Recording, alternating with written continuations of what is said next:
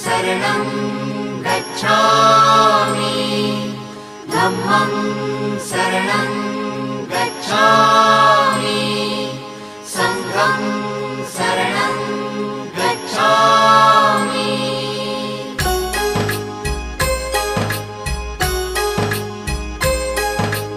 बुद्धं शरणं गच्छामि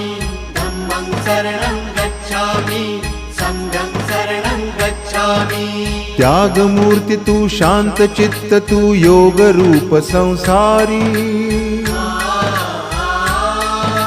दया प्रेम अन मानवतेचे प्रतीक तुझी ईश्वरी